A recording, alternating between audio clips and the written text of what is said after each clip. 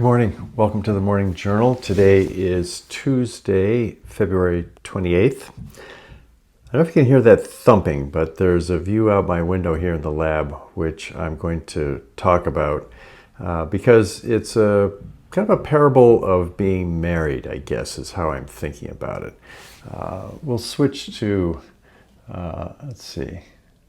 This is the view out my window, and a couple of nice guys have shown up from a place called Driftwood Garden Center, and they are installing a fountain which will be right outside my window here. I've got my workstation with my stuff, and where that hole is going to be a bubbling fountain. It's going to be a sphere, and the water is going to come up and flow down over it in forever, I guess.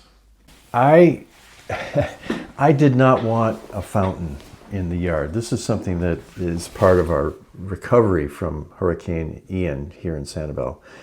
And we had a nice yard, and it was all landscaped, and the surge ruined it all, so we basically had to restart the whole landscaping. And in that process, Darlene and her sister Deb, who lives with us in the winter, said they'd really like to have a fountain out there. And I think fountains, this is just my opinion how I see it, to have a yard that's sort of natural, and then you've got this thing you have to plug in, and they had to do a trench for the water to get there, and there's going to be electricity, and anyway, it's just something that I have always been opposed to, and put my foot down. There'll never be a fountain.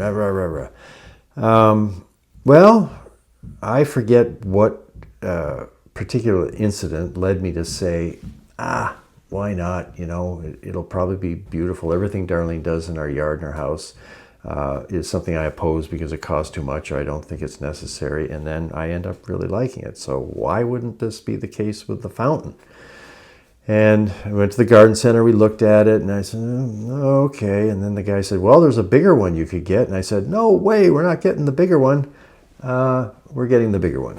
And it's going to be sitting there bubbling away. And it's kind of ironic because the person who's going to see more of this fountain than anyone else in the family is me, because it's in my beautiful window that looks out on the street and the people walking their dogs and everything. And when we're done, there's going to be this bubbling fountain. It makes me think, we're coming up on 40 years of marriage, Darlene and me, and the kinds of disagreements we have are so predictable. This is just like boring. It's so much like all the other times we've moved into a house and she's taken over making it great, and I've resisted it. And at some point, I just think, gosh, what if the story could be changed? What if I just chose a different template for how I handle these things? And that's what I'm kind of aiming at. I'm in my 70s, and I do a lot of sitting meditation, and I'm taking a course on Teresa of Avila, and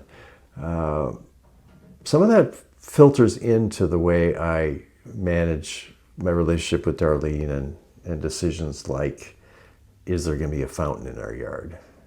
The fountain, there's something mystical about the fountain. Maybe I'll just start there. I spent a lot of time meditating, trying to become mystical, and I just heard Jim Finley in a video say, some people are kind of not happy with their lives, and they think if they can just become mystical, then somehow their lives will, they can get out of their lives.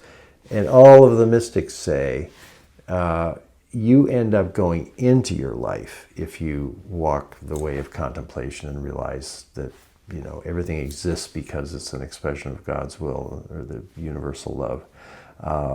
So you come full circle, and eventually you end up dealing with your life in its reality in a way that's more open, that has less shame in it, that has less resistance and resentments. And so today I'm going to have a chance to watch Sean and Scott down there install this fountain, and probably by the end of the afternoon it'll be bubbling away, and I hope it'll attract birds, and it'll be something that someday I'll forget I was so opposed to. Thanks for watching.